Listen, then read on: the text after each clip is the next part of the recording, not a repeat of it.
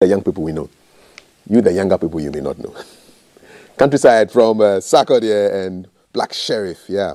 Flying high the flag of Ghana as far as music and the arts and culture are concerned. Two people that will be sitting on this desk very soon and having a chat with us on the life and times and what it takes to be a musician at the top of their game. All right? So you watch out for that. Sark and Sheriff will be here soon. This one will be prophecy. Good morning. Welcome to the show. It's 7:19 and it's now time for the headlines. Still to come, though, just to give you a sense of what's happening today. Funny Face will be here, so you watch out for that. Comedian, actor, musician, mental health advocate. He's going to be here today. And also Kojo Odoku, who is an artist and a painter, and he's going to do something really interesting here on the show. So you need to be part of this conversation.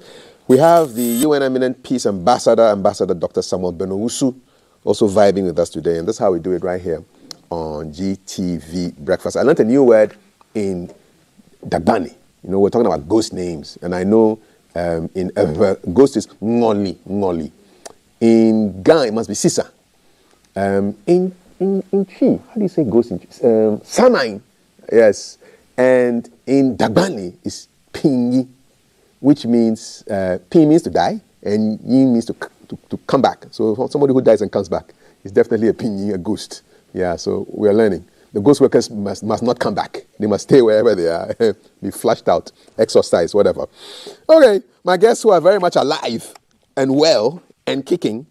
Siya Nochifrimpong is a lawyer and a historian. He's on the right as you see him on the screen. And to his right is a banking and finance professional and lecturer also, Dr. George Ba Dankwa. Gentlemen, good morning. Welcome to the show. Good morning. Good to see you. Yeah. And I'm going to start with you. It's been a while since we met on this set. How are you doing? What's on your mind this morning? Good. Thank you, Kafuyi.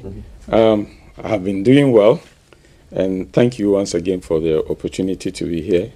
On my mind, there was a news item about NHIA that is introducing more transparency into what they are doing. The National Health Insurance Authority. Yes, exactly.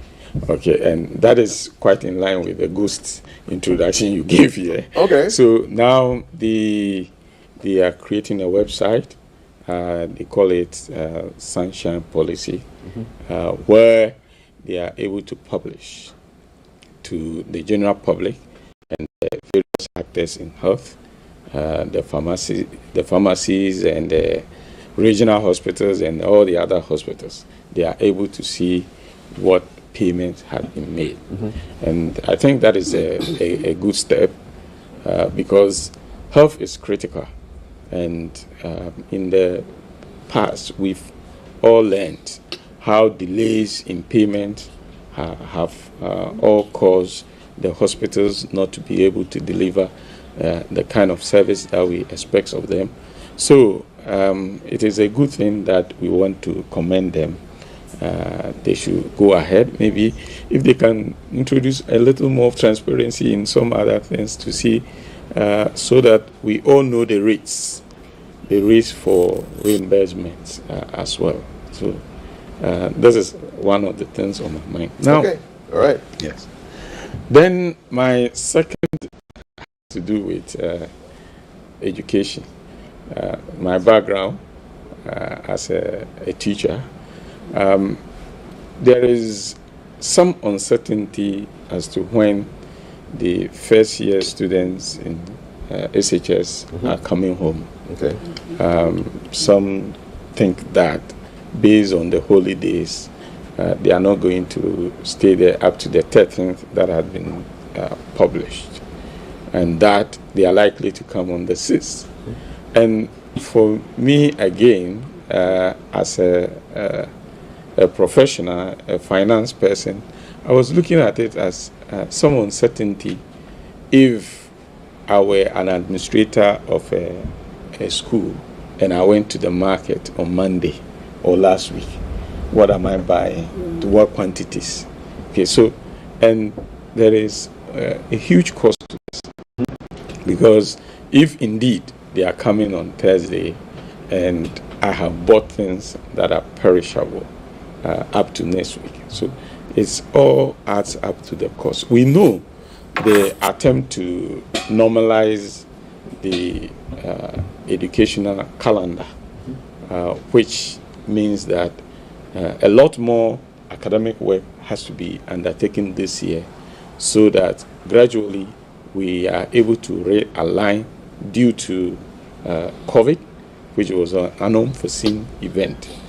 But we should bring a little more certainty into what we do so that it can aid planning. Okay. And that's so more certainty required. More certainty required. All right. Okay. And engagement of the stakeholders to be able to come out. Do I do a last one? Last one. Okay. Then you talked about health. Yes. You talked about education. Education. And those are key things. Then, what's the third one? Yes. The third one is on the festivities.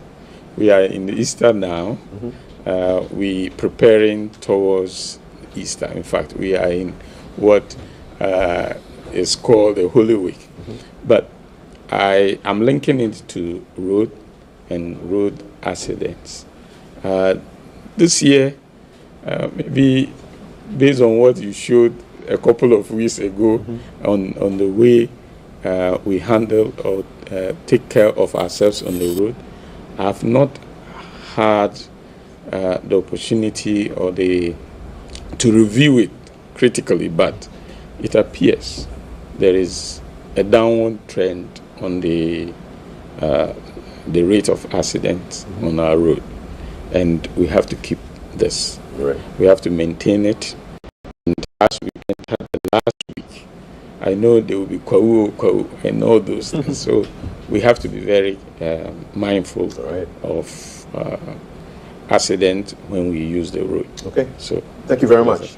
Issues of road safety, education, health. Talking of road safety, I was just listening to my guest speaking, and I was hearing some sound in the background. I was thinking, have we turned up the ACs in the studio? And then I've been told that, Charlie, some rain is going outside and on outside. It's not even funny. So it's really, really raining. And shouts to Felicity Ahafiano. She did say that this first 2 weeks of April, we'll be expecting a lot of rain. And true to form, it's raining outside. So be very careful. Dr. Badankwa spoke about road safety. The roads get more slippery and visibility is reduced. Please put your lights on. People must see you coming, all right? Yeah, you may see them coming, but people must see you coming as well. So put your lights on, slow down, and be very careful out there. It's really raining right here in Accra. I don't know what's happening in other parts of Ghana, but it's raining quite heavily right now. So be very careful. We need you alive. The family needs you. And you need yourself to be alive for a little bit longer. Yeah? All right. So from Dr. Badankwa to Mr. Yao Anochi Fribon, good morning. Good morning. What's on your mind this morning? What's the significance of today's date? Yeah, today we want to say something about a very famous Ghanaian, Ni Kwabena Boni II, who was an architect of Ghana's independence. But I believe, before I move on to that, as we shared, we have to acknowledge a very famous African-American who was assassinated in April 1968. On this day. Very good. Mm-hmm. Martin Luther King, very, very famous man. And he was famous, first and foremost, he was a priest of the Baptist Church. He was somebody who believed in liberty for black people and then social equality for everybody. In 1957, he was invited to Ghana's independence celebration. So when Nkrumah was delivering, at long last, the battle has ended, the man was standing there making notes. Oh, wow. Yeah, and in his own words, this was the speech that inspired him to give the famous "I Have a Dream" speech in the US that gave civil liberty to black people there, and that catapulted him to win the 1964 Nobel Peace Prize. Now let us be proud in ourselves, considering the fact that when he was going to receive his award, he wore kente cloth. made in Ghana. And anytime he delivered a speech, he used a Swahili word, the Harambe word, to show that he was fully connected to the African continent. Wherever he finds himself in the universe, we say, may his soul rest in peace. Now, this man, Nii Kwabena Bonney, I believe that, we haven't done much. We haven't done much, to extol people like Nii Kwabena Bonney, because I believe that there is no way you can tell the history of Ghana without finding a very big space for Nii Kwabena Bonney, as we are going to know anon. We are told that he was born in the 1940s. Considering that he died in 1971, I believe that there is something doubtful about the age, because that would put him between 126 years and 130 years. 1840. Yes, that's what the people say. So let's forget about that, the date of birth. But as for the date of death, we know it's very certain, 1971. We also know that he was an astute businessman. We know that he was the chief of Osu Alata. We know that he was not well educated, more or less illiterate. And we know that he organized the 1948 boycott of European goods, as a result of which the chiefs of Ghana gave him the title Boycott Hene. Boycott Hene. And then the paramount chief of Techiman made him the Oyoko Hene of Techiman. It shows how united the country was at the time. Now let us start from 1897. In 1897, you know that the Aborigines Rights Protection Society, Nomensa Saba and his group, was formed. And the main reason for the formation of the Aborigines Rights Protection Society was to fight for the lands, to ensure that the lands bill will not become an ordinance, will not become law, because it was their aim was to protect Ghana's lands, so that the crown, the British crown, would not make our lands as happened in South Africa and Zimbabwe. I'm talking about the apartheid system. And then the second reason was to ensure the inclusion of more educated Africans in the administration of their own country. They sent a delegation to the UK to meet the British Parliament. Eventually, they succeeded. The land never became a law. Now, in 1917, the intelligentsia in West Africa came together to form the National Congress of British West Africa. And the aim again was to ensure the inclusion of educated blacks into the administration of the country, the politics of the country.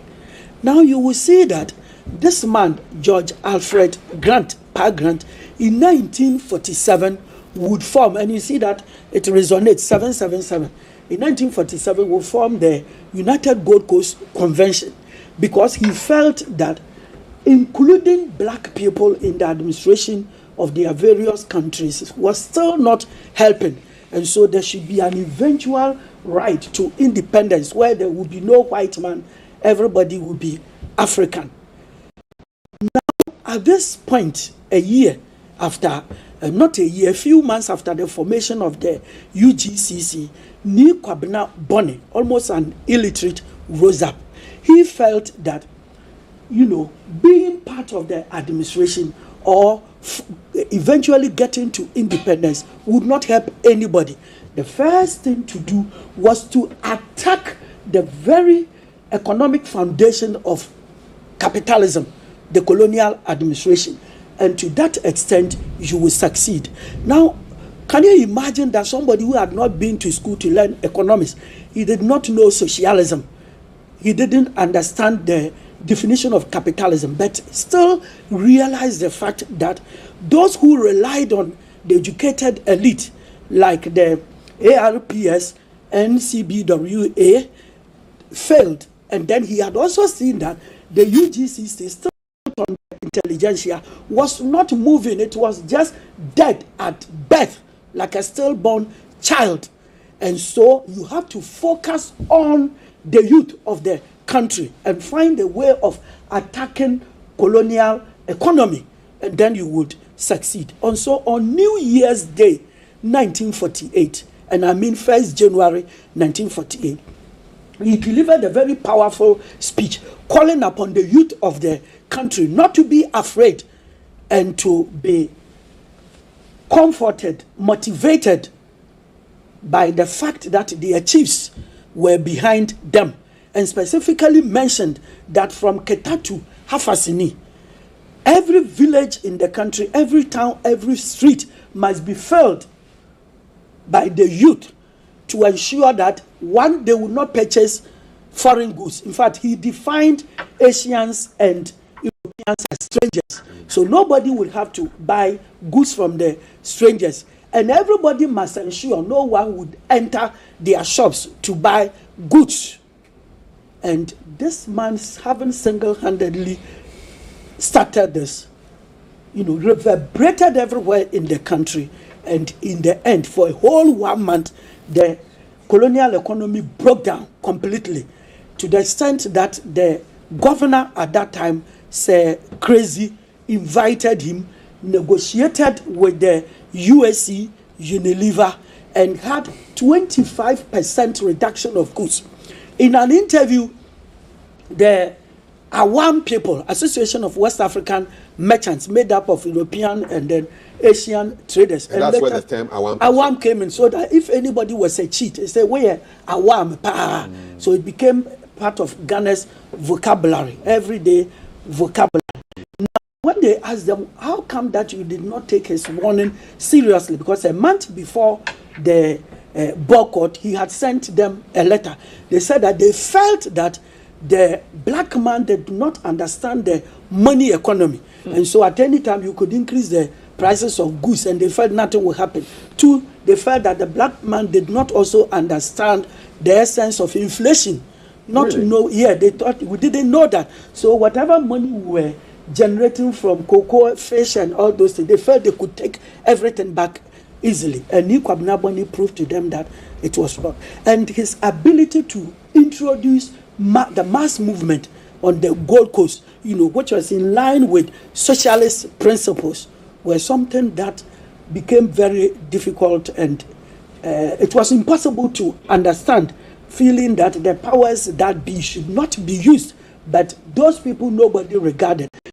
The reason why a day or two after the boycott was going to end, no wonder he, as a Ga chief, Kwame Nkrumah, the outsider, and then another Ga man, Sergeant Ajete, masterminded the riots, what will lead to the riots, the famous journey to the Osu Castle, Christiansborg Castle, to present the petition. And you will see that here too, they kicked out the intelligentsia. It was ordinary ex-servicemen who had been in the country since 1946, about 3 years, and nobody considered their political importance.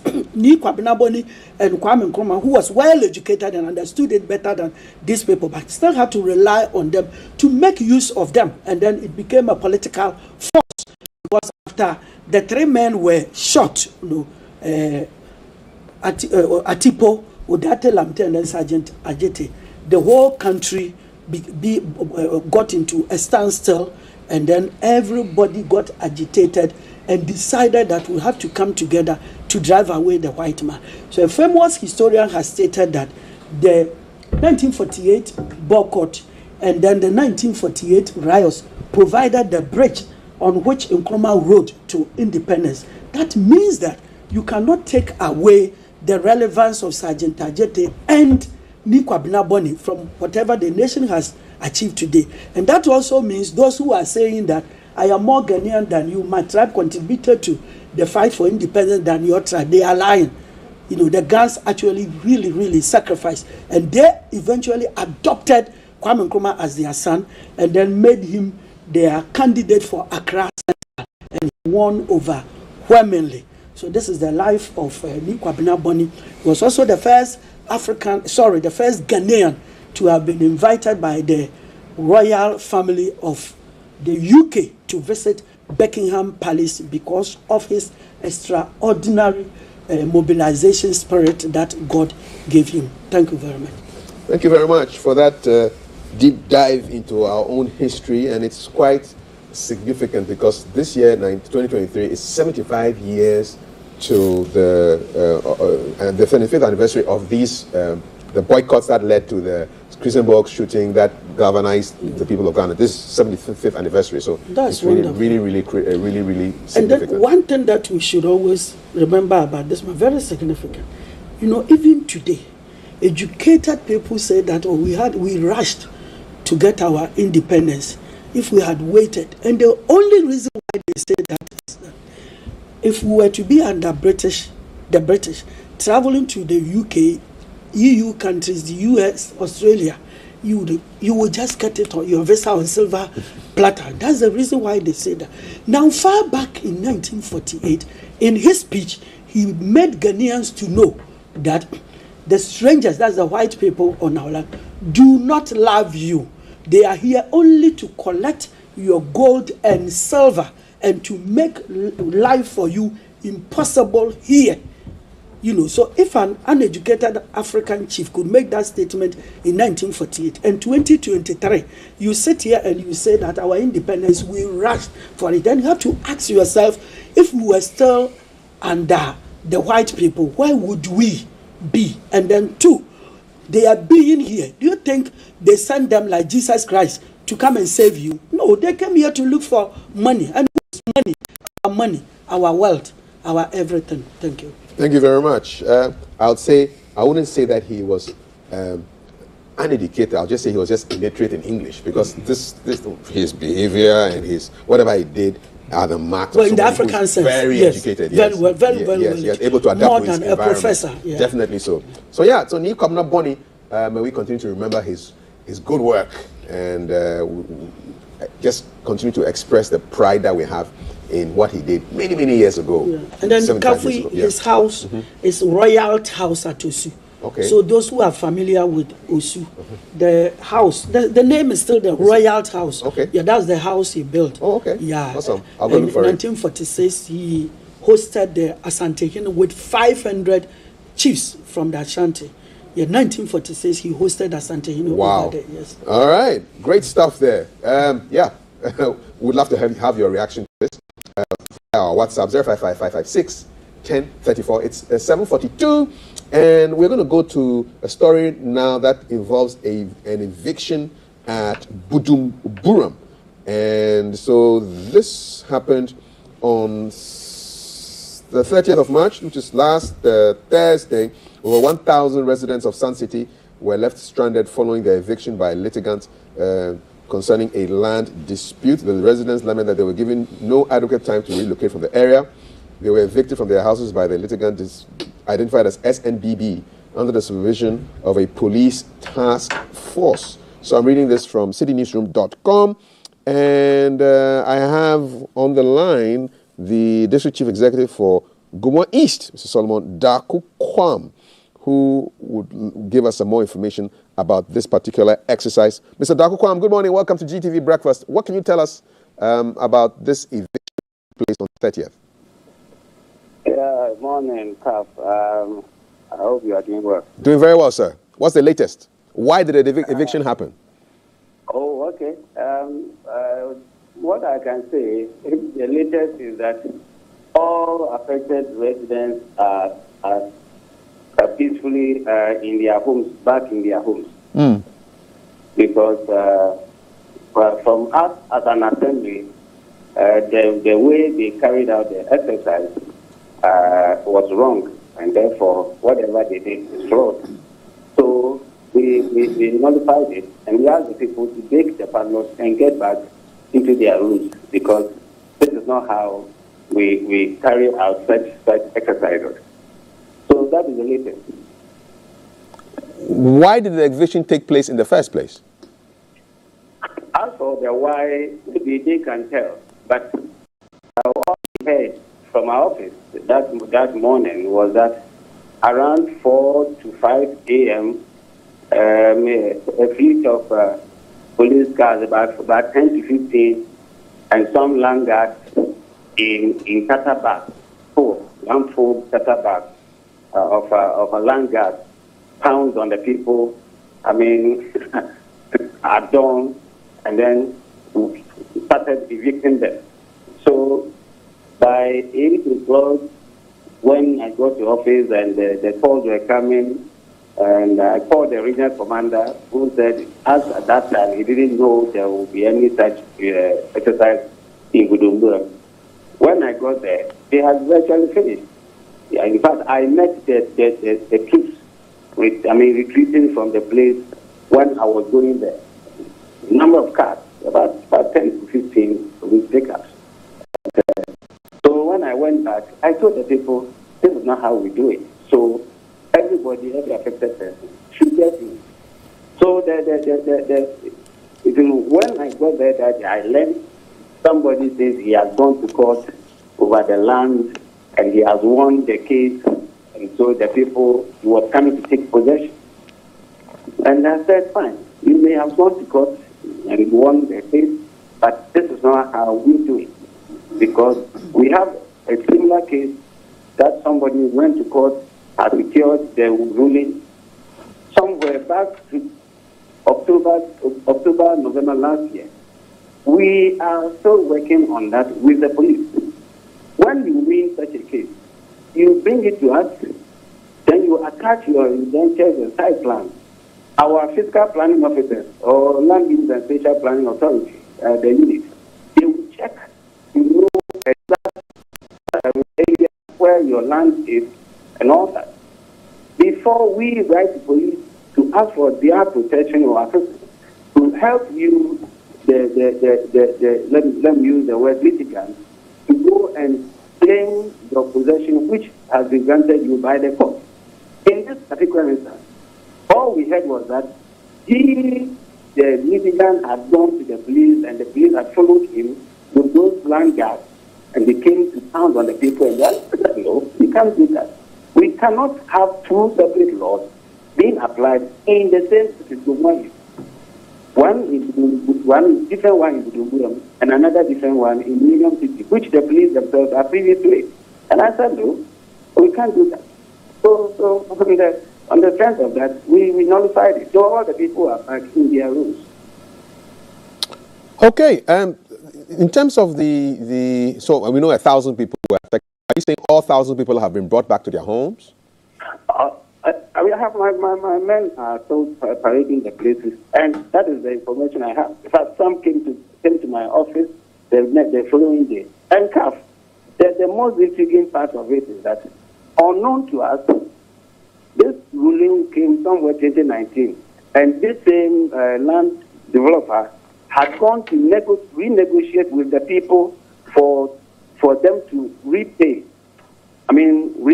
the land at 25,000 per plot, which some of them are already paying, and they brought their receipts to me. So I was wondering how they could go and evict people in the name, under the guise of taking possession, when you have actually entered into a new agreement with the people and they are paying. You are giving them account numbers, they are paid into it, and you know the 25,000. Somebody has 3 plots, 75,000. He has paid 50,000. Then you take policemen and you go and then pound on them at dawn. Pregnant women, nursing mothers, paralyzed. Stroke patients have been pulled from their rooms, and then they are left on the veranda there, all their belongings in the open. What is that? How many plots of land are we looking at? I am yet to know the exact plot because the person has failed to produce anything to us as an assembly for us to cross-check.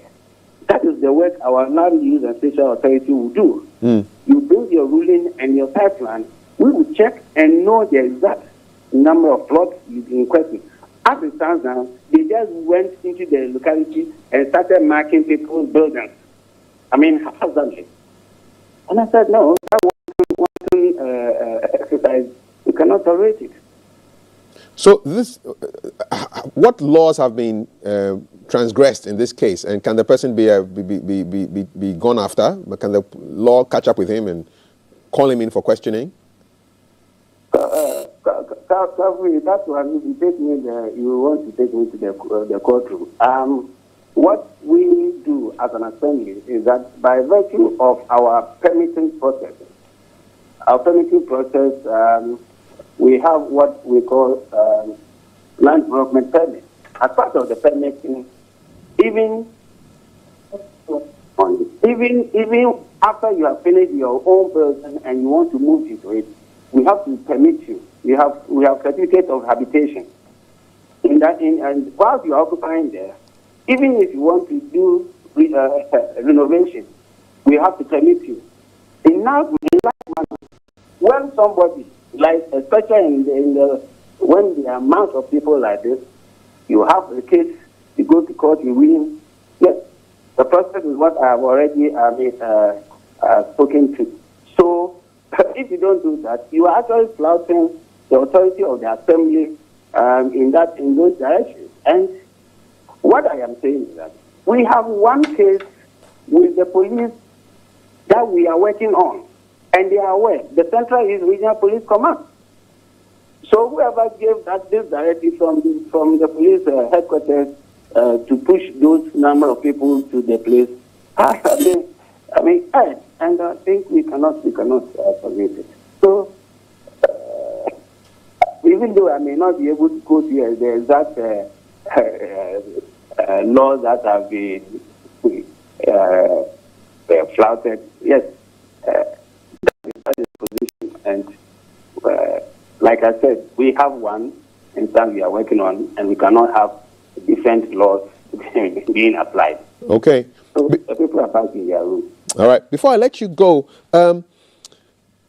what's the status of the demolition of the Budubram camp? I mean, last year in December, you said your hands were tied following a directive by the Interior Minister and National Security officials for the demolition of the Budubram camp to be handed over to them. What's the status of your hands right now? Are they still tied? Yeah. You are a bad man. You are a bad man. Why don't we just take this one and find another time to talk about Budubram? But the status quo still remains. I have made some efforts at the Interior Ministry. He says he'll get back to me. That has not yet gone through. So that's why they are there. And even in that case, when I myself was leading, I had to do serious publicity almost every week, sending notification and reminders to the residents. Even when we, the assembly, wanted to evict the people, let alone an individual developer, you win your case and then you run into the community and begin to throw people out. It doesn't happen. Mm. So the demolition will still happen when your hands are untied? Oh, sure. Do you have timelines? Hello? When will the demolition take place? When will the demolition of the Budubram camp take place? You have answered it. You said when my hands are untied. So okay. If you still ask when you have answered it for me. All right. So your hands are still bound.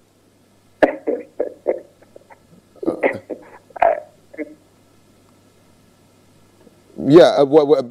So I'm just curious though. So where will the residents of the camp be sent to when your hands are untied? That's for the residents. The last check, we had just about 150, maximum 250 Liberians, refugees, who are, if you like, they are called the people of concern. Right. To the refugee board. Those are the people. And the assurance I was given was that they were going to be either sent to Western region. Say, I'm paying you or something. They say they have another refugee camp, an active one there for now. Apart from that, those who want to integrate into Ghanaian society community funds are also free to do that. Those 200 or 150 people, the rest, are all unknown to the refugee board, and so they will have to go back to wherever they came from when the time comes. All right. And what will happen to the land when people have been evicted from the camp? So yeah, we have planned to use the place for a number of things. One is a standard secondary school for Bujumbura and East Enclave. We don't have, as we stand, there isn't any public secondary school, standard one. So that is one that we have all agreed together with the chiefs. We have also, this ultra-modern market complex, which has been planned long ago, but I didn't get that. Ultra-modern what, sir? Market complex. Okay, a market complex. Okay, all right. Yes. Yeah. Then we are also looking at other high-rise buildings by way of residential accommodation. Because we are talking of 141-acre land. So we have a couple of things that we have already put in place to use the place for, in case, as soon as the place goes down. So that is it. I thank you so much, Mr. Solomon Darko Kwam, who is the District Chief Executive of the Gomoa East area, which falls within which Bunduburam falls, and other communities. Thank you so much for the education, and have a great day. Thank you. That's Mr. Kwam speaking to us on issues of Bunduburam. So that eviction that involved 1,000 residents at Sun City was reversed. According to the DCE, people have been brought back to their homes, and the right thing should be done. And then, of course, we're looking forward to what will be happening to the Bunduburam camp. Says it will be demolished, and then in its stead will be the construction of a school, a market, and then high-rise residential facilities. You're watching GTV Breakfast. If you live in that area, we'd love to hear from you, okay? If you're touched by the Kwabena Bonney story, we'd love to hear from you. If you're also concerned about issues of education, health, and road safety, we would love to hear from you on 055-556-1034. Any comments before I talk about school feeding?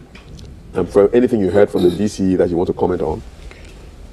Yes, I think it's your questions were very comprehensive, and he seemed to have provided a lot of information. But what I was also wondering was why the regional police commander was not aware of such an eviction that involves so many people, and we just happy the people are back. But that would have been a disruption of their activities. Imagine what such persons would have planned for the day, only for one to be confronted at dawn to get out of your home. And so we just pray that we are able to go by the laws, and that sanity will prevail. Thank you.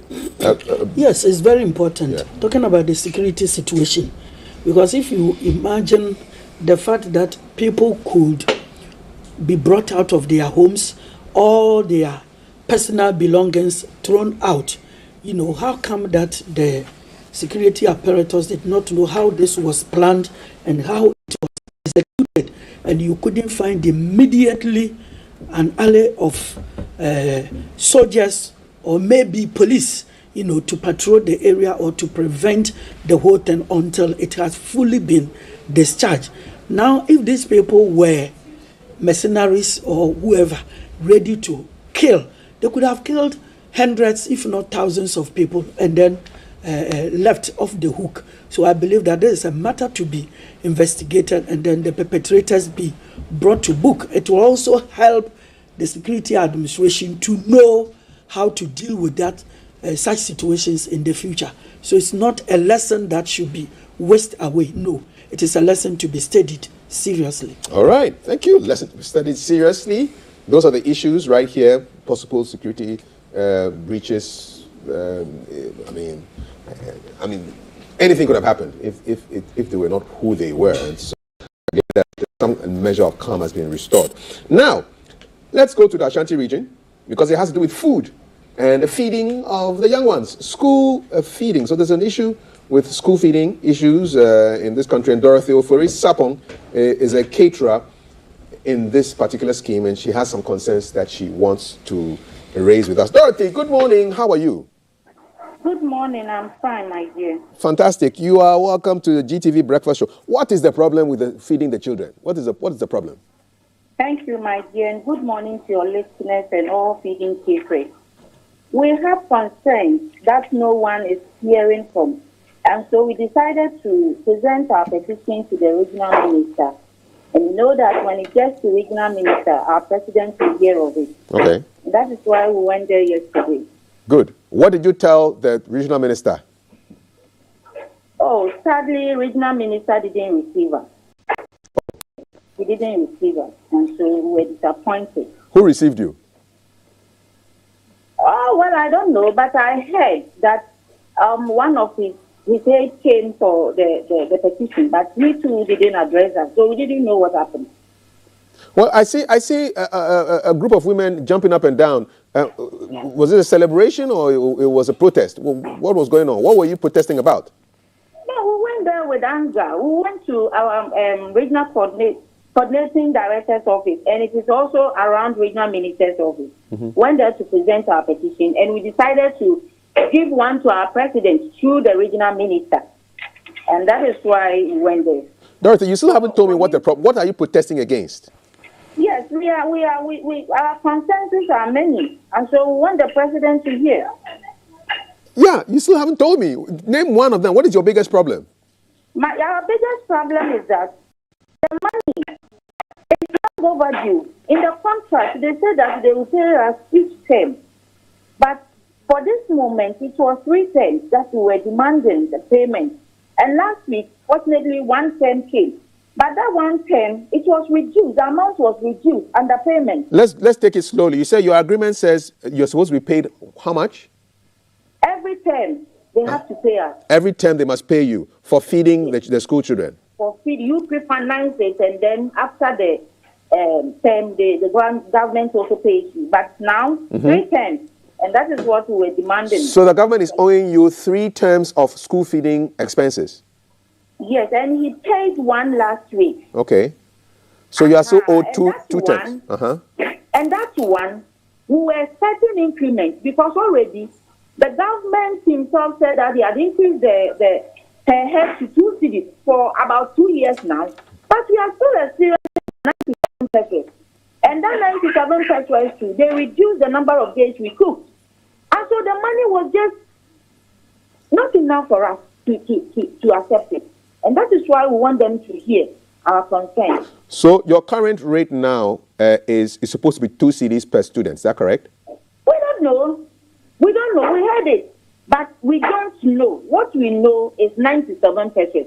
And that is why we want our gender ministry to tell us that because you all know that now food prices are high. You cannot go by that 97 pesos since 2016 and up to now, 97 pesos. Okay, let's take this step by step. So, as the caterers, what's the name of your association? We don't have association. We just come together and then we move. How do you move, Dorothy? We have a common platform. Okay. That we have Ashanti Regional Feeding School Catering. Okay. And so we communicate on it. Yeah, well, that's some kind of association. How many members are on that platform? Oh, we are more than that platform. There, we are more than 300. Okay. Do you have a leader? Are you the leader? I'm not the leader, but I am one of them. Okay, so you are one of them. Now, who contracts you to feed the school children? Oh, it is the government. It is the government. Under what? Under the school feeding secretariat? Is that? Yes, under the gender ministry, school feeding secretariat. Okay, so the school feeding secretariat is under the gender ministry. Yes. And so your contract came from the school feeding secretariat, which falls within the gender ministry. Of course. Okay, so why are you not addressing your concerns to the school feeding secretariat under the gender ministry?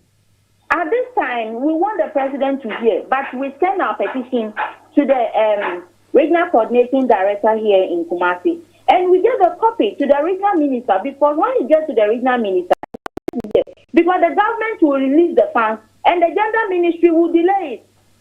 And so they are causing the problem. My dear, look at the COVID time. The president paid every amount that he's supposed to pay. But the gender ministry didn't pay most of the patrons in Ashanti region. So this time it's not about the government, it's about the ministry. And we want the government to hear. Some of these ministers are causing more harm than good. So, but where is our COVID money? They should call that former gender minister to come and then investigate and take our money for us. Wait, you are conflating the issues. I thought we were talking about school feeding money. Now you're talking about COVID money. Which one is this one? It's the same school feeding. It's the same school feeding. We cooked at the COVID time, school feeding. And then still, some of our monies are not paid. But were the children in school when there was COVID? When it was COVID. Were the children in school? For the students. Were they in school? Yes, they were in school and we cooked for them, the JHS students. Okay, so how much money are you owed? Right now, they owe me 10 days. 10 days multiplied by 157 students. Times at 3 CDs. At 3 CDs. 10 yes. days times 150. You're doing me mental now, times 3. Okay, so 45. A lot more. Their monies are more than my money. Mm-hmm. A lot, especially those who cook for the private schools. All the government schools, they were paid. But most of the private school caterers were not paid. And they're all women of, some of our women. Okay, so you are owed like 4,500. Of course. Okay. Have you presented your invoice? Oh, they told that was 2020. They told us to go to MTN and print our statement. We went there, we printed. And now, when you ask them, they will say, go to the MTN. Meanwhile, when you now go to the MTN, we cannot print again. What has MTN got to do with school feeding? They pay it through Momo. Oh, okay. And so you need a statement to show that indeed you were paid or you were not paid. What is the level of your collaboration between you, the caterers, and the school feeding secretariat in Ashanti region? Because I'm assuming that they are the people that you should be dealing with. Oh, that one there is fantastic. Our coordinating director here is a woman, and we can clap for her. When you are angry and you go there, the way this woman will speak to you, but she has... But this one there, yeah, but we want the government to hear. Yeah, but if she's doing such a fantastic job, why haven't you been paid? Of course, she is not the one to release the funds. It will come from the gender ministry. And that is why we were angry for the president to hear what is going on. How do you know? Do you know whether the funds have been released to the gender ministry? Because of the COVID experience, yes. Because of the COVID experience, COVID money experience, yes. Our president will give them the money and they will sit down there and do whatever they want to do with the money. So what is your action now? My action now is that the government should come in and then the underpayment, they should investigate it. And then the increment, we need increment from 97 pesos to 3 cedis. Or the government should communicate back to us what they think he can pay us. And then the women should also stop threatening our women who voice out. Last year also, they did same to the Greater Accra woman who led the women to demand their money. They should stop to that thing. What thing are they doing that they should stop? Sorry? What thing are they doing that you say they should stop? So most of the women are afraid. And they are dying slowly. Some are getting pressure, some are getting stroke, some are even dying. Why? Who is threatening this? Is the party for them alone? Is the party for them alone? Can they alone do the campaign and for the party to win? Well, are you political caterers? The feeding program is for MPP women, not any other political women. That one is fact. And we are all MPP members. Really? I didn't know that. Yes. Oh, yes, that is the fact. Nobody can deny it. When NDC wins right now, they will kick all the women off. Oh, this is a prophecy you are making? It's not a prophecy. Prophecy. It's just a sacrificial way. Okay, so you are all card-bearing members of the MPP, and you are also caterers. We are all caterers. Okay. We are all party members as well. Okay. How did you get the jobs? I mean, was there like a interview? How did you do it? Oh yes, the job is every district we have a number of schools, and so the leaders over there, the DCU also, will invite a lot of women caterers who can pre-finance it. Okay. And so a lot of women will present their application, and then they will select. Okay. They will select those that they can pre-finance it. Okay. Then after the term, the government also pays you. So So even if you are an MPP member and you cannot pre-finance it, they won't give it to you. Okay. So how do I prove? Say, imagine I was a woman and I wanted to be a caterer for one of these secondary schools. I would have to prove that I am a party member before they will give me the Oh, job?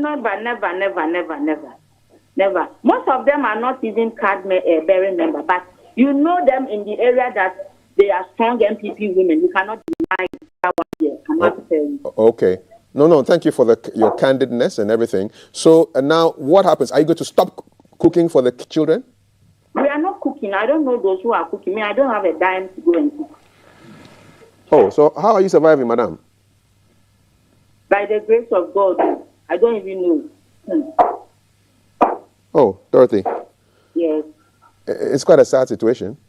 Then help me. Oh, I'm not a party man. Oh. You're also a Ghanaian. You can help us since you are hearing our problem. What kind of help would you require from other Ghanaians? Sorry? What kind of help would you like Ghanaians to give you? Oh, anything that will make us moving on is accepted. Something that will help you to move on. Yeah. Okay. If the regional minister calls you to come and speak to him today, what will you tell him? Back. After all, he's our father. And maybe because of the noise, that is why he was angry. But you know, women, when we are even happy, crying about and saying that we are angry. Oh, I don't know. I'm not a woman, so. Don't you have a wife? I do. So you should understand. Well, she's not a Women, caterer. when they are happy, they shout. When they are angry, they shout. That is our character. My woman is quite quiet. Oh, fine. And she's not a caterer to Dorothy. That's right. Dorothy, what are your final words right now you want to say, you want to tell us this morning with respect to because now it's a serious issue. You are owed a lot of money. If you put together all the money that all you caterers in the Ashanti region are owed, how much do you think you are owed? Once you owe, we cannot even quantify them. Then how will you know whether the money that they're giving you is yours? You must be able to know how. I know from the school senior loan, 4,500 is there. But it depends on the number of students each caterer is cooking for. Okay. And that is why I said I don't have the data to mention exact amount, okay? Right. But what we are telling our president is that he is doing well. We all understand the hardship condition we are in as a country. Mm-hmm. But some of his ministers are doing more harm than good. Mm-hmm. And so he should be bold and reshuffle them. He should reshuffle them. Okay. After all, are they the only MPP members who knows what to do? They have proven that now.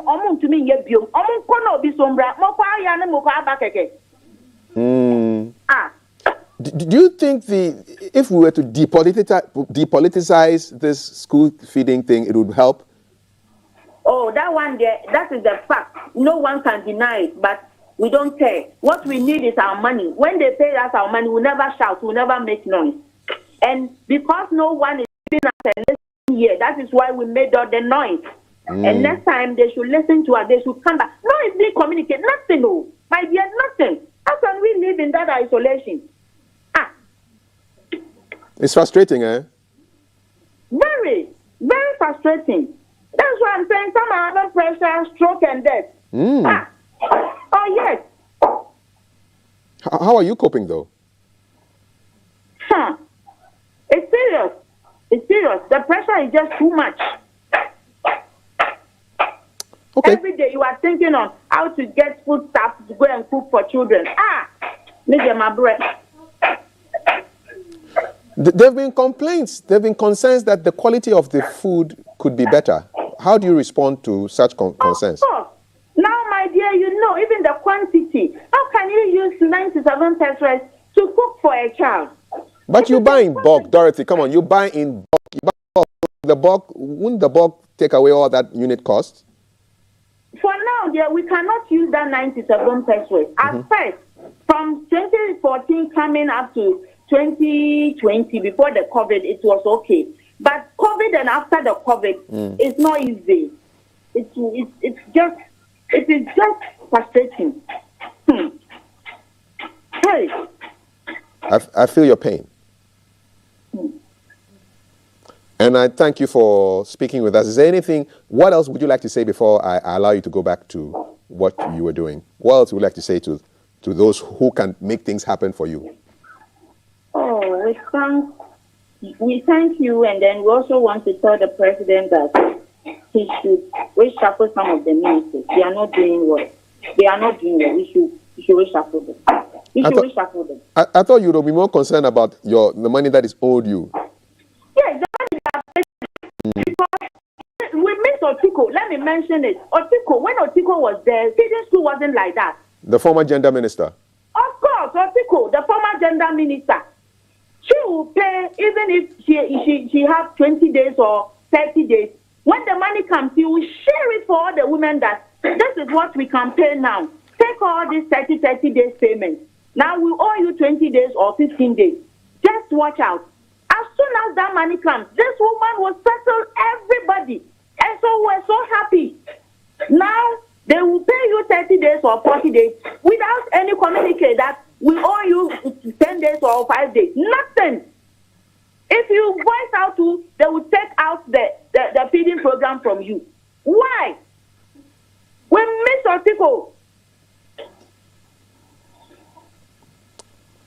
Are you done, Dorothy? Yes. Take it easy, okay? I'm done. Take it easy. I'm done. I feel it. Have a beautiful day, Dorothy, and we'll follow this up and see how things can be resolved for everybody. All right? Thank you very much. You take care. Have a good day. My pleasure. All righty. She's a caterer in the school feeding program in the Ashanti region, Dorothy Ofori Sakong, expressing her frustration at the lack of payment for services rendered. Any comments? Let me speak with the banking man first, the finance man. So, yes. What seems to be going on there? I mean, money issues are not, the money is not being disbursed. Yes. So, given the inflationary environment we are in, that is a very serious issue. And the rate of 97 pesos per head, I think that's very, very low. And when you mention the 2 cedi rate, she seemed not to be aware of that. She couldn't confirm. So here again, the uncertainty surrounding some of these directives and policies must be removed. Because if it is indeed 97 that is still being applied, they should be aware. If it is gone up to 2 cedis, they must know. And when the delays occur, they will go on borrowing, they will pay interest. Inflation has caused their costs to go up, and of course the quality of the food would also suffer. Okay. But where I couldn't also reconcile, she mentioned, she gave you a figure using 3 cedis, how the 3 cedis came in. And again, that was a COVID rate. The COVID rate, yeah, special rate. Yeah, okay. The COVID rate. Okay. Yeah, so if in COVID, under COVID, it was 3 cedis, 2 cedis now might be too bad. And I believe from her position, I think 2 cedis would have been okay for them, and it's something that we need to, as a nation, push for and get it done. All right. And again, the issue of the presentation of their concerns, I think, she indicated that they went to the coordinator, and then because the regional minister is close in the office. They want to get to the president. They think that the regional minister can get so them they to the just president. work there. Yeah. Okay, so maybe there could have been pre-arrangement made that, okay, we are coming to the coordinator. We will also come to you. And if you don't do that, then the regional minister, whether he was in office or he wasn't, and the person who came to receive, if the person is nowhere briefed, what is the person going to say and what to the press?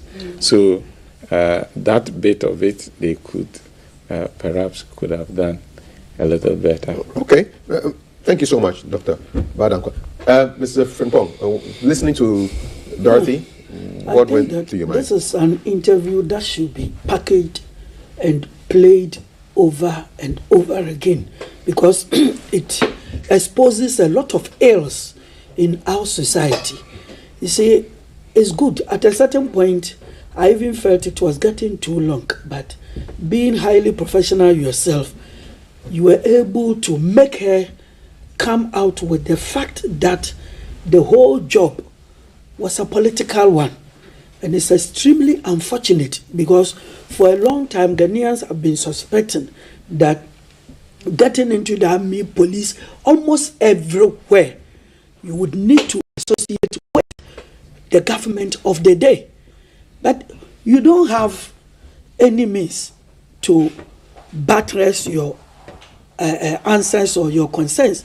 Today, this woman has made us to know that in order to be a person, a cook belonging to this group, you should first and foremost be a member of the ruling party. She explained that if it was NDC in power, it will be the same thing. They'll throw away everybody and then bring their own women.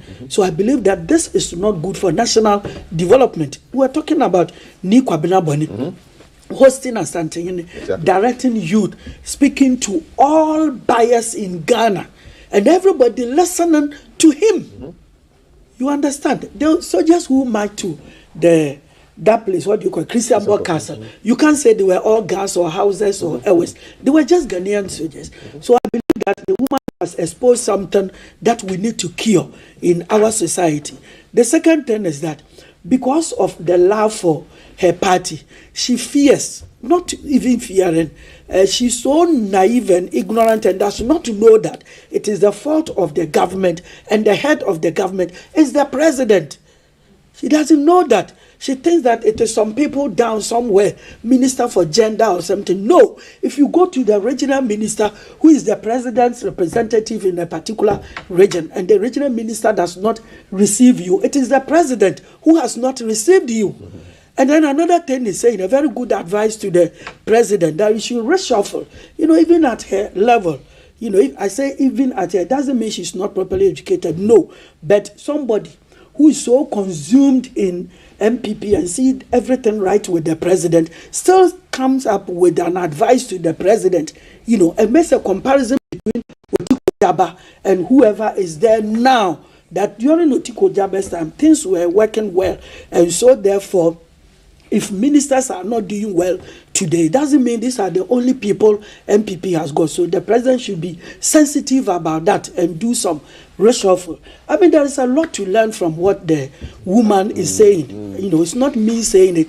I'm only trying to explain or decipher the points that she came out with. So I believe that the country will have to sit up. Otherwise, even coming to sit here to talk, one day they will tell you that if you are not holding a particular party's card, you will not be allowed here. And when it happens that way, as is happening now, you go to school, you learn catering, and then they tell you that because PNC or CPP is not in power, you have to put your certificate somewhere. And another person who doesn't know much about catering and say, I want to cook. Say, yes, once you are holding the card, or as the woman said, sometimes it's not just the card, but looking at your face. Then you.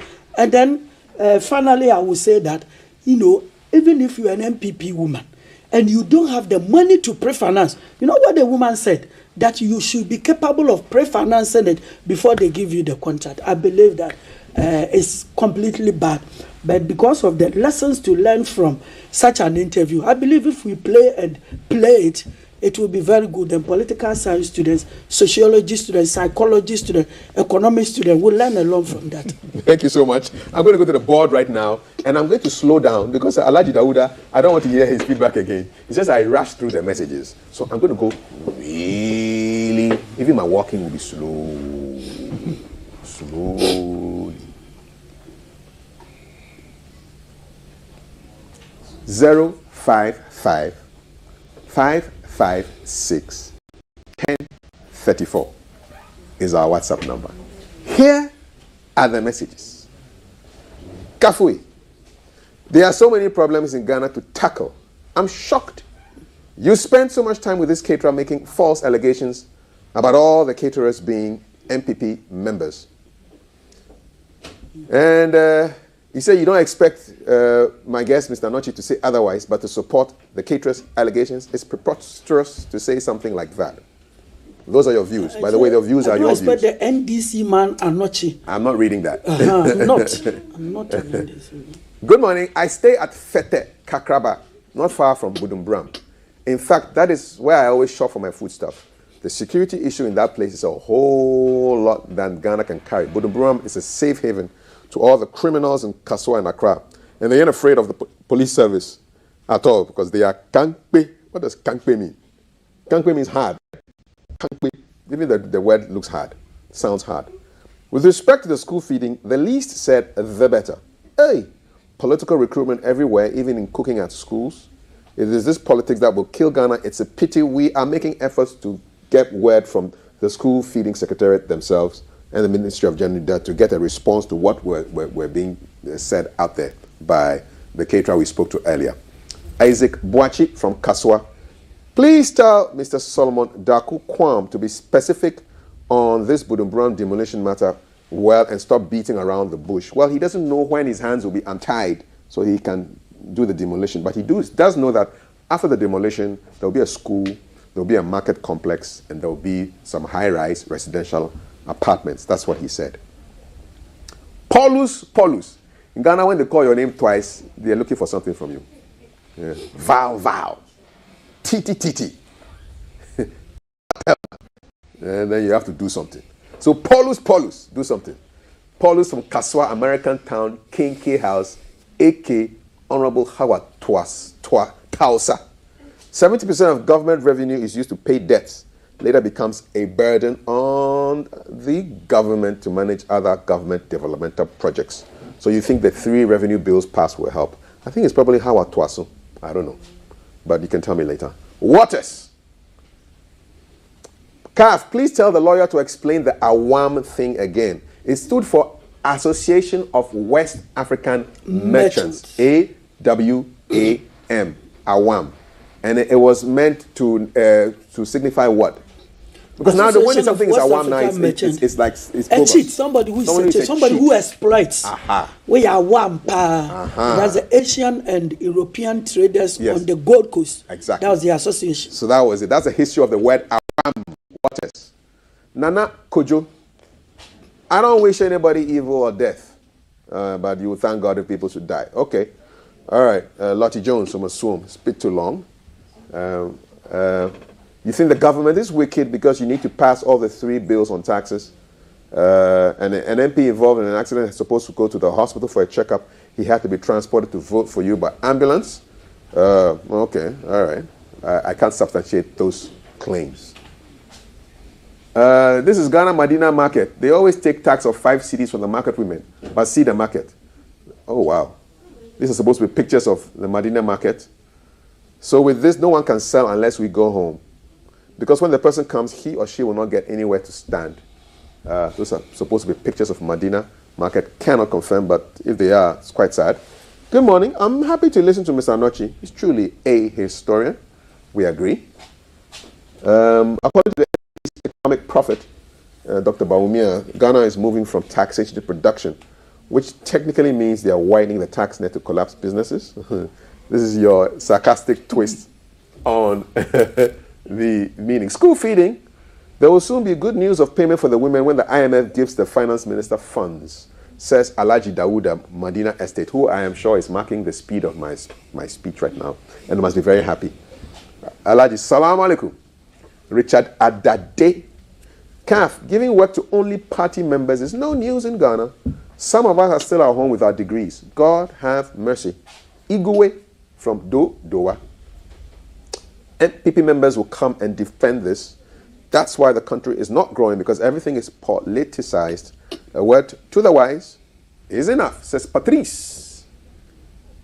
Let us continue to support the NPP government, because it's only the only party that can transform this country. Forget about the NDC and their propaganda.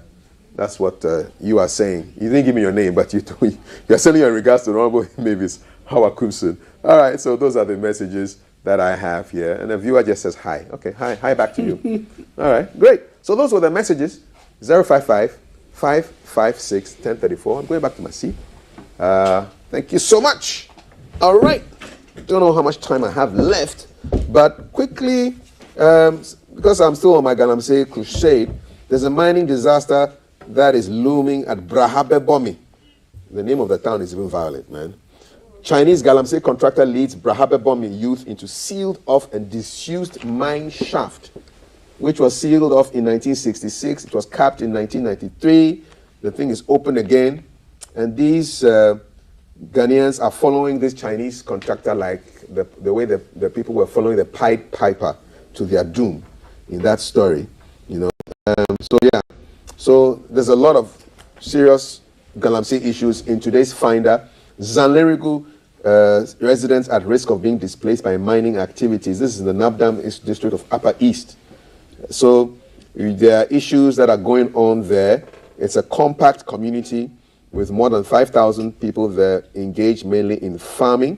And these guys invade the community, and there's noise from the machines. They've broken the borehole, and but the mining is taking place in the middle of the community in Zanlerigu, and it's affecting the people there. We really don't have a handle on this whole mining thing, gentlemen. It doesn't look like we are winning. I don't think we're winning.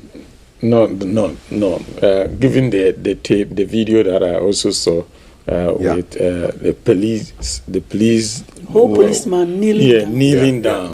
Yeah. So it's crazy. we are not winning. Let me go back. Let me go to Ashanti Regional. Let's speak with Mr. Emmanuel Bruce Mills. He's the public relations Ebenezer Bruce Mills. He's the public relations officer for the Regional Coordinating Council in the Ashanti region. I think we're going to be talking about school feeding issues. Ebenezer, good morning. Welcome to GTV Breakfast. Good morning, sir. How are you? I'm great. Are you aware of the agitations of a group of caterers in the Ashanti region with respect to school feeding issues? Yes, please. What can you update us with? They claim they came to meet the regional minister to present their petition, but failed. Are you aware of this? Well, I am not aware it failed, but I'm aware they came to present a petition yesterday. And when they came, I was around actually. They were making a lot of noise. So I think the regional minister heard it. And he came down, but the noise was such that they couldn't have a conversation. Mm-hmm. So he went back. So we tried to calm them down. When they came down, then we went to inform the minister, who was by then in a very crunch meeting. So he asked the personal assistant someone to come and see the petition on his behalf. So he actually received the petition. Right. Yes, please. Can you disclose the contents of that petition to us? Well, this is the petition at the moment. I didn't get that, Ebenezer. Well, it was in an envelope, and okay. it was handed over to the regional minister. Okay. So I don't know the contents of the petition. So, was that crunch meeting with respect to the school feeding issues? No, please. It wasn't. No, please.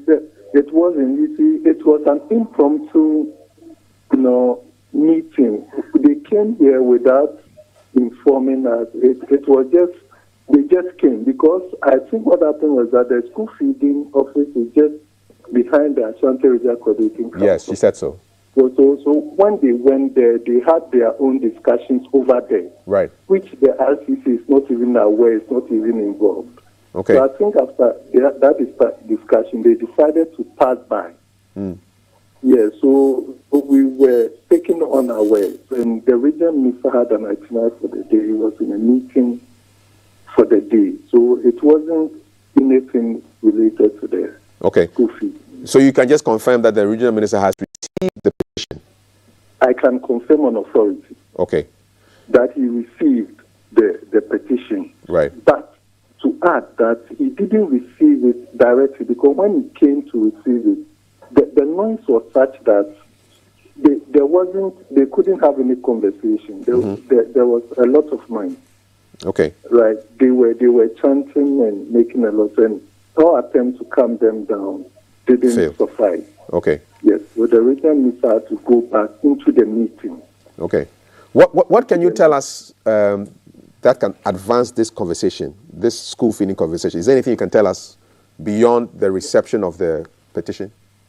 No, beyond the reception, I don't have any information about why they were agitating and well, they were making they were saying a whole lot of things, which we heard some, but I can't speak to those things. Okay. Is there anything else you'd like to say?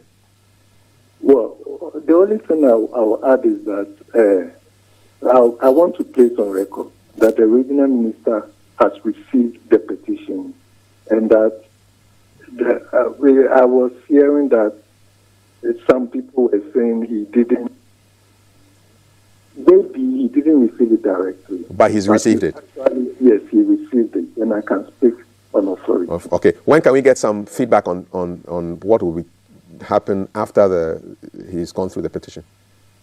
Well, then it means that I'll have to speak to the regional minister. If whatever feedback will be given to me, then I can relay it. All right, we'll leave it here. Thank you so much. Ebenezer Bruce Mills is the Public Relations Officer of the Regional Coordinating Council, Ashanti Region, and he's telling us that the minister had received the petition, albeit indirectly. It wasn't physically presented to him, but it was taken and then given to him. It was sealed, so we don't know the contents of the petition.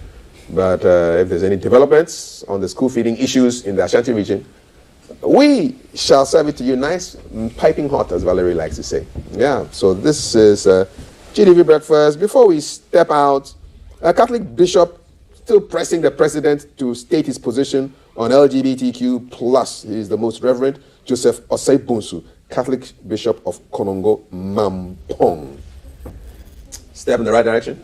Yeah, it is a step in the right direction, because when Kamala Harris went to Kenya and then Tanzania. Tanzania and Zambia. The presidents made their positions very clear that this thing is alien to Africa.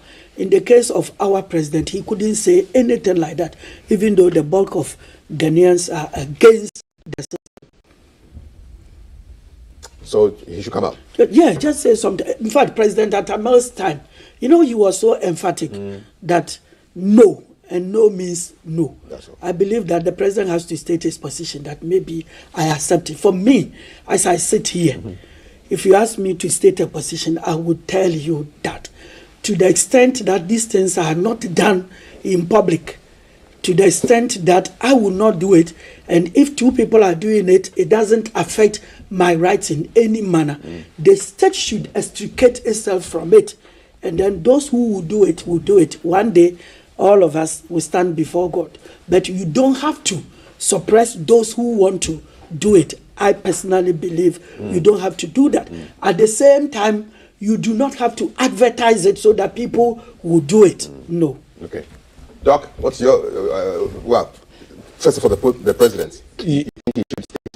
Yes, and I think I went through the letter. It was on the social media. He itemized the various statements the president has made. So he's asking that a firm position be given. And I think it will give a good direction.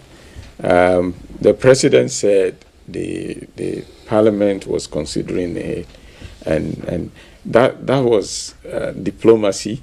But we've gotten to the point where we need an emphatic statement. Okay. And I think I would want to support the bishop's call for president to state his It's not because you are Catholic. Yeah. All right. I thought you had forgotten. No, I don't forget these things.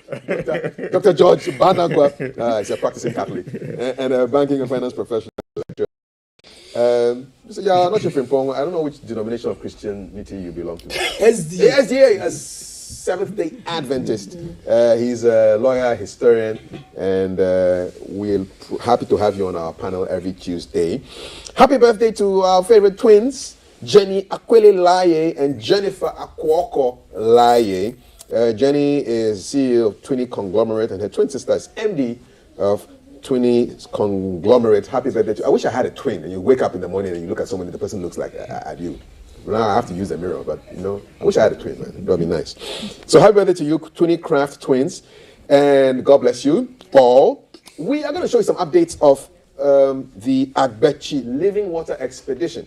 So Yvette Teche is swimming the entire length of the Volta Lake. Can you believe it? And she's trying to create awareness about water safety, and she's taking samples of the water for testing. So I'm going to show you that. As she does it every day, she's in the water and she's swimming like a fish. That's it. So Agbechi. For those of you who don't know, Agbechi means living water, life water. Agbe is life. Chi is water. So yeah, life water, living water. Yeah. So check that out. We have a conversation with an ambassador. I think he's already here.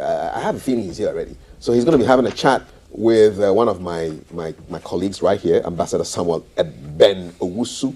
And then we also have a painter who's going to be doing some interesting stuff here. And Funny Face is going to be on the mic chatting with you. You stick around. This is GTV Breakfast. My name is Kafri Day, 8:41. Let's check out Yvette swimming the Volta Lake.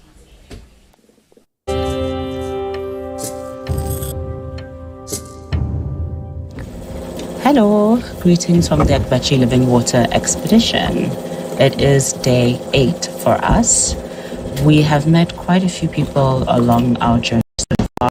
We are a team, part of the OR Foundation in Accra, and we are looking at the quality of Ghana's waterways, specifically the waterways in Accra and also the Volta River itself. So a part of our mission is to travel 450 kilometers down the Volta River from Wipe to Ada.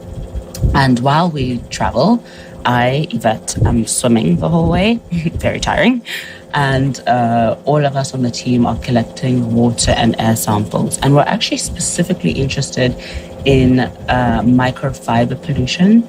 So fibers from t-shirts, from all kinds of clothing, as well as to look at any other kind of pollution, like from microplastics, which we're all aware. So far, it's been a really interesting journey. We've had challenges with the boat, with electricity. We're figuring out how to get on the boat. There's 4 of us on the boat. Myself, JJ from Bravehearts Expeditions, Ofoya Mugabe, who's a documentarian and a photographer, and Edwin, who's the communications manager at the OR Foundation. But we're doing pretty well. The boat is going smoothly. One really cool thing is that we are creating our own drinking water. So we have a very intense water filter that takes water directly from the river and converts it to drinking water for us. Yesterday was a very hard day for me swimming because of the shape of the land. It really feels like the water is going against you. So I swam for about 6 hours, but didn't travel as far as I have traveled on other days. Yesterday I swam 12 kilometers. It was really cool when we arrived to the community where we're at now. We saw these people in these boats on the water, on the land, celebrating. There was loud music, people having a really good time. And it turns out that the community recently just built a new boat, and it looks really great. And they were just celebrating that. So it's really interesting for us also to experience the different cultures and practices along the river, in addition to also collecting our water and air samples. Hello and greetings from the Agbechi Living Water Expedition. Today is day 9 of the expedition and we are on the Volta River. We are just about 30 kilometers away from Yeji, which is a very important port town. A lot of trade happens there. And also some of the ferries that move along the Volta River stop there as well. We're very much looking forward to getting there because we're going to meet some of our team to get more supplies. Everything from hot water flasks to water bottles to medicines. I have a lot of allergies at the moment, so I'm looking forward to antihistamines. I also have an ear infection, so looking forward to medicine. But we're all pretty good. We're actually not moving at the moment. We're not going to move until around 12 p.m., 1 p.m. because we are giving time for our batteries to charge from the sun. So our whole boat currently moves on solar electricity. And typically we're charging as we move, as the sun is shining. But we needed a bit of time today to make sure the batteries are in a good position. It's pretty interesting today because a lot of the time it feels like we're very remote, but actually we are just on the edge of a community and we've had many visitors, mostly men as per usual, but some women come look, ask questions, ask about the solar, just learn about the project itself. Greetings from the Agbechi Living Water Expedition. Today is day 11 of the expedition and we are anchored at Yeji, which is a port town. And it's interesting, as I record this, I'm looking at a very large ferry carrying people and cars and goods. And it's a very good reminder of how the river really is this interesting and important medium of transport and connection. There's a lady with bread, there's people dressed up, there's a car, I'm not sure what the ferry has on it, there's a mattress. Very interesting things. And this morning we did some venturing into town to buy some watching. I got a haircut, which I'm very happy about. Just did some walking around, looking at the town. There's not a lot of paved roads. There are quite a few people. Today, it's very busy here at the port, inevitably. And there's a lot of people just kind of like intrigued about the boat, which is really nice, but not great for personal space. So now that we have some more juice in our batteries, we're going to go and find somewhere a little quieter and not very far from here until we meet one of our team members tomorrow.